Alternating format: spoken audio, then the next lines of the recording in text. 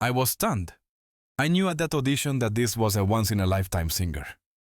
Those were the exact words legendary music executive Clive Davis used to describe the moment he first heard Whitney Houston sing. The year was 1983. Whitney was 19 years old, and she was performing in her mother's cabaret act at a small club in Manhattan.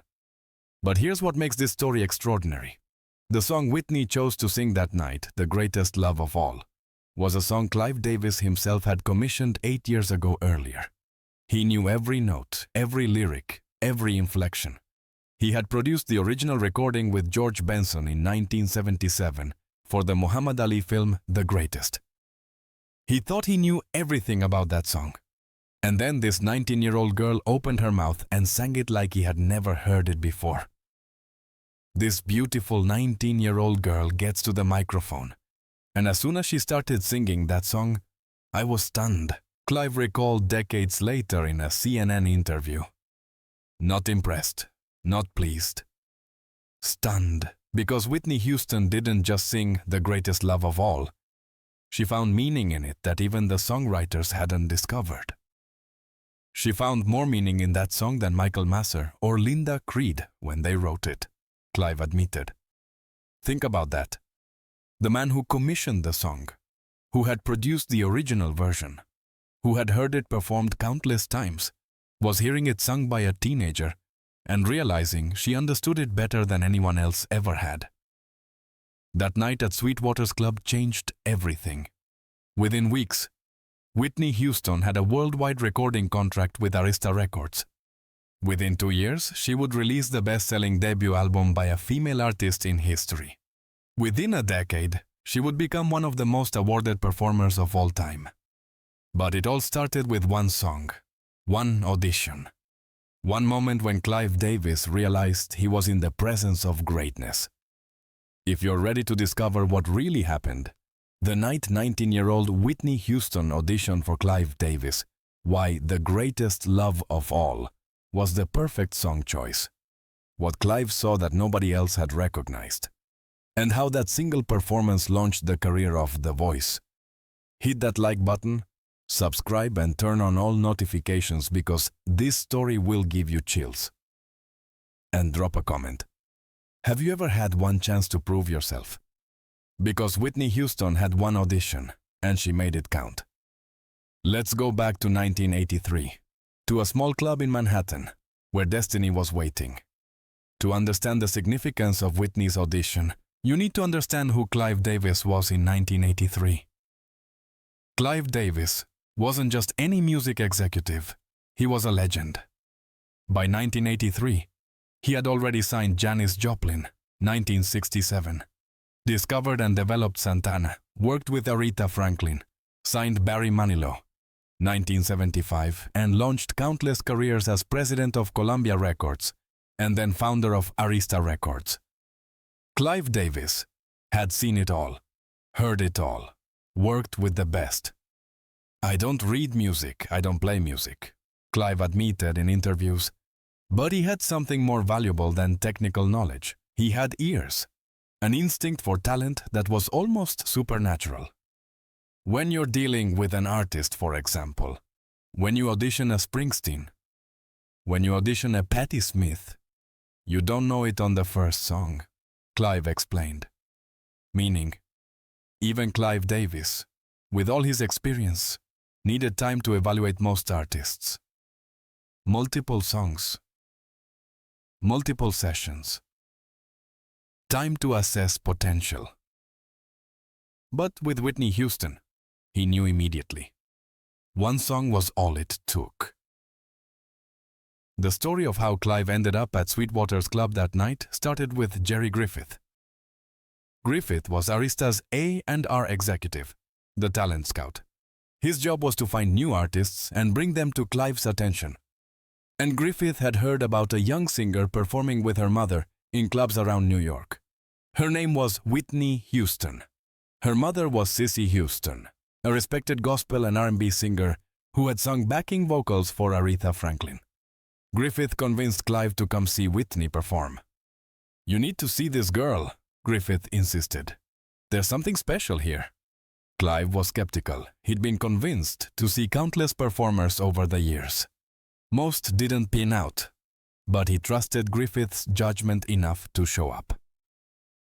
So, in 1983, Clive Davis walked into Sweetwater's Club in Manhattan. It was a small venue, intimate, nothing fancy. Cissy Houston was performing her cabaret act, and her daughter Whitney was singing backup and occasionally doing solo numbers. Clive sat down and waited. Sweetwater's Club, 1983, Manhattan.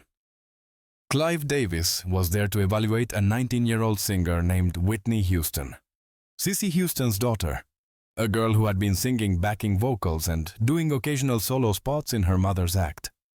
The first time I met Whitney was really at her audition for me, Clive recalled in a 2022 CNN interview. She had been doing background singing in her mother's act. Cissy was playing Sweetwater's a club, and Whitney sang 2 songs that night. 2 songs. That's what Whitney had to prove herself. The first song was Home, from the musical The Wiz, a beautiful emotional ballad about longing and belonging. A song that required both technical skill and deep feeling to deliver properly.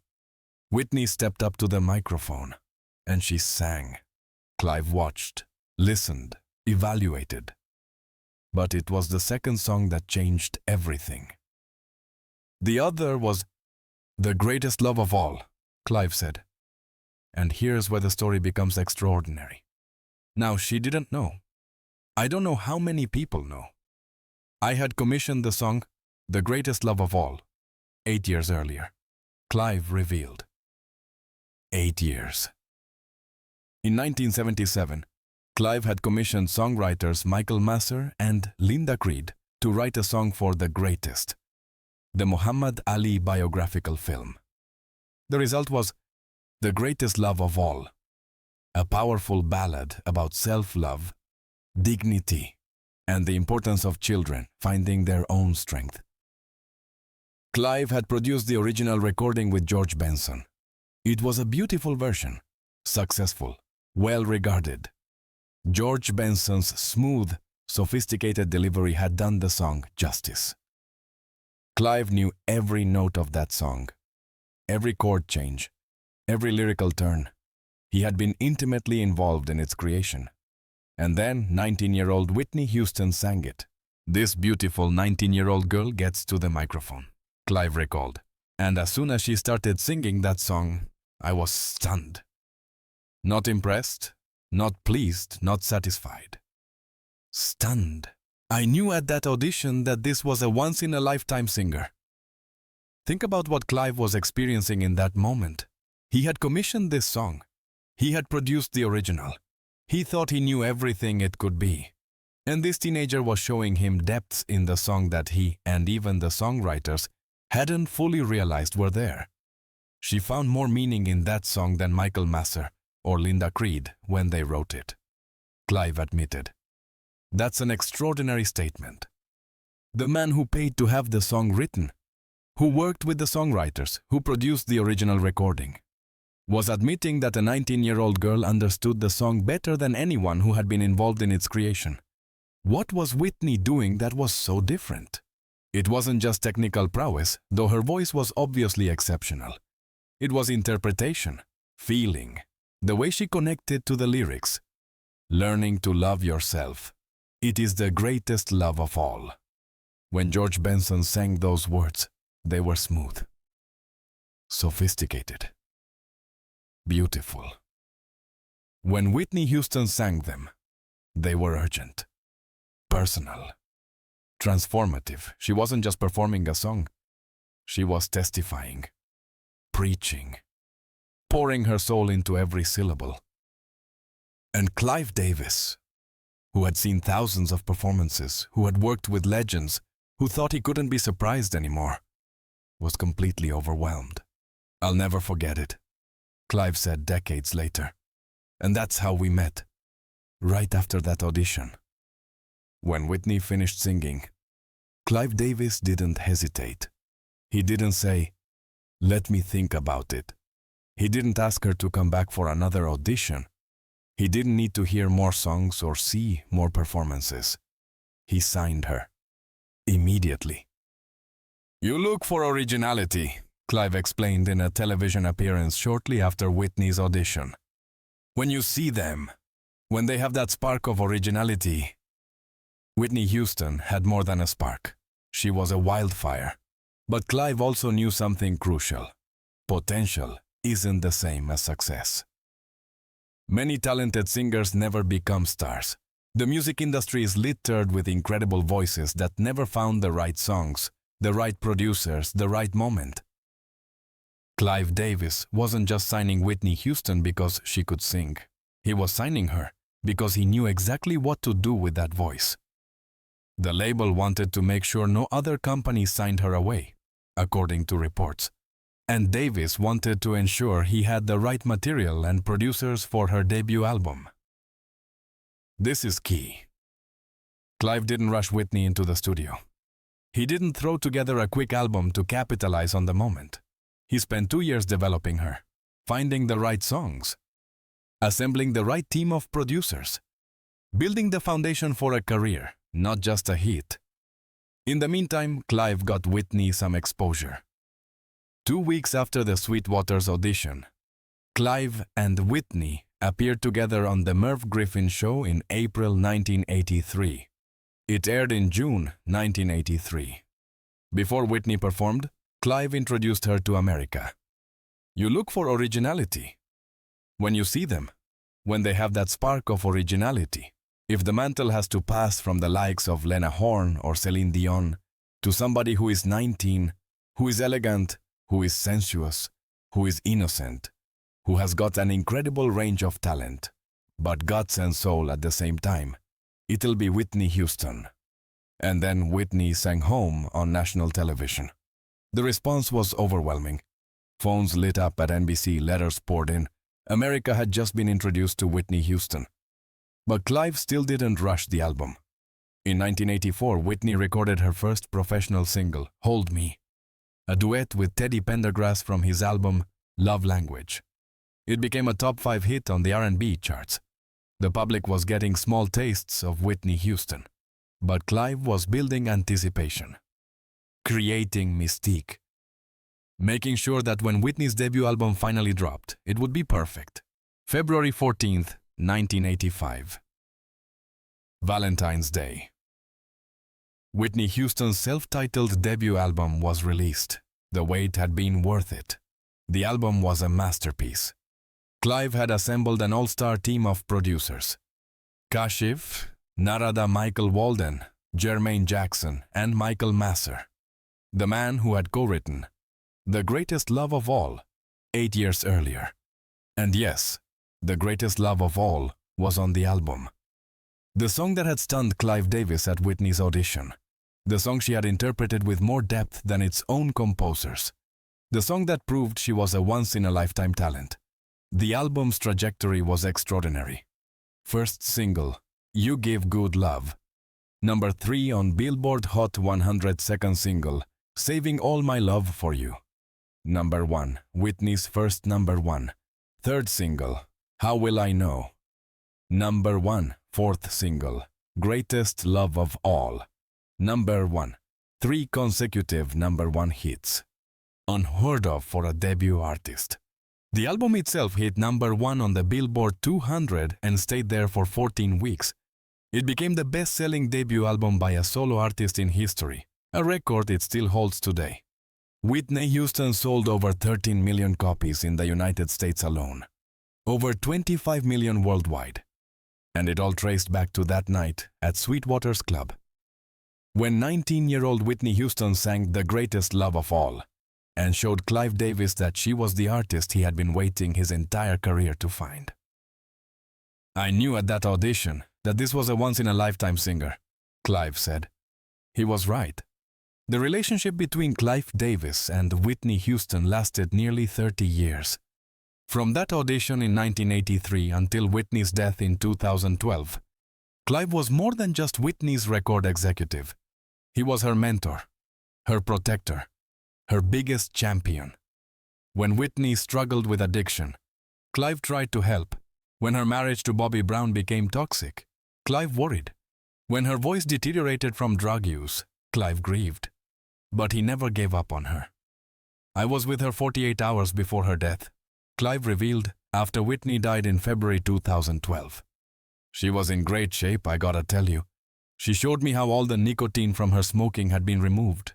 Rescheduled a recording for August that was in February. She had just come from her movie that she had been in. They had spent the afternoon together at Clive's hotel, listening to music, planning Whitney's next moves, just like they had done for decades. So it was shocking when 48 hours had passed, Clive said, his voice breaking. The girl he had discovered at 19, the voice that had stunned him at Sweetwater's, the artist who had exceeded even his highest expectations. Gone at 48. Whitney Houston died on February 11th, 2012, the night before the Grammy Awards, hours before Clive Davis's annual pre-Grammy party at the Beverly Hilton. The party went on, transformed into a tribute to Whitney. Clive stood before a room full of music's biggest stars and said, "I am personally devastated by the loss of someone who has meant so much to me for so many years. Whitney was so full of life. She was a beautiful person, and a talent beyond compare. She graced this stage with her regal presence and gave so many memorable performances here over the years. Simply put, Whitney would have wanted the music to go on. And the music did go on. But it was different, sadder, emptier without Whitney." The story of Whitney Houston's audition for Clive Davis teaches us something profound about opportunity, preparation, and the moment when talent meets belief. Whitney Houston didn't stumble into success. She had been preparing her entire life for that moment at Sweetwater's Club. Growing up singing in church, learning from her mother Cissy, studying the greats Aretha Franklin, Chaka Khan, Gladys Knight, developing her instrument through years of practice. When her moment came, she was ready. And Clive Davis, who had been searching his entire career for a voice like Whitney's, recognized it immediately. "I knew at that audition that this was a once-in-a-lifetime singer. That's the power of preparation meeting opportunity. Whitney didn't get a second chance. She didn't need one. She had one audition, 2 songs, and she made it count." But here's the deeper truth. Whitney chose The Greatest Love of All for her audition. A song about learning to love yourself, about believing in your own worth, about the greatest love, being self-love. And she sang it with such depth, such understanding, such conviction that even the man who had commissioned the song 8 years earlier was stunned. Was Whitney singing about herself? Was she singing about a 19-year-old girl who had grown up in her mother's shadow, who was taking her shot at stardom, who was standing in front of a legend and proving she belonged? Maybe. Or maybe she just understood something fundamental, that the greatest performances come from truth, from vulnerability, from singing words you believe, not just words you can hit. She found more meaning in that song than Michael Masser or Linda Creed when they wrote it. That's not just talent. That's artistry. That's the difference between a good singer and a great one. If this story inspired you, if it reminds you that one opportunity can change everything, if it makes you want to be ready when your moment comes, do 3 things. 1. Hit that like button to honor Whitney Houston's legacy and the moment that launched one of the greatest careers in music history. 2. Subscribe and turn on notifications so you never miss stories about the auditions, the breakthroughs, the moments that change music forever. 3. Share this with someone who's preparing for their moment, someone who's working on their craft, someone who's waiting for their opportunity. Because Whitney Houston's story proves, when your moment comes, you better be ready. And comment below. What's your one-shot story? When did you have one opportunity to prove yourself? How did it turn out? Whitney Houston was 19 years old. She had one audition, 2 songs, and she chose to sing The Greatest Love of All. A song the man listening had commissioned himself. She could have played it safe. She could have tried to match George Benson's version. Instead, she made it her own. She found meaning in it that even its creators hadn't seen. She sang it like her future depended on it. Because it did, Clive Davis was stunned. And the rest is history. Rest in peace, Whitney Houston. You proved yourself that night at Sweetwater's. And you never stopped proving yourself until the day you left us. The greatest love of all is easy to achieve, if you have a voice like Whitney Houston's. But the greatest love of all is also the hardest to maintain. When the world wants to own you, control you, consume you. You gave us everything, Whitney. We just wish we could have given you the greatest love in return. The love that protects, that heals, that lets you be human. Thank you, Clive Davis, for recognizing greatness when you saw it, for believing in Whitney, for giving her the platform to become the voice. And thank you, Whitney, for that night in 1983, when you were 19, when you had one shot, and you absolutely nailed it.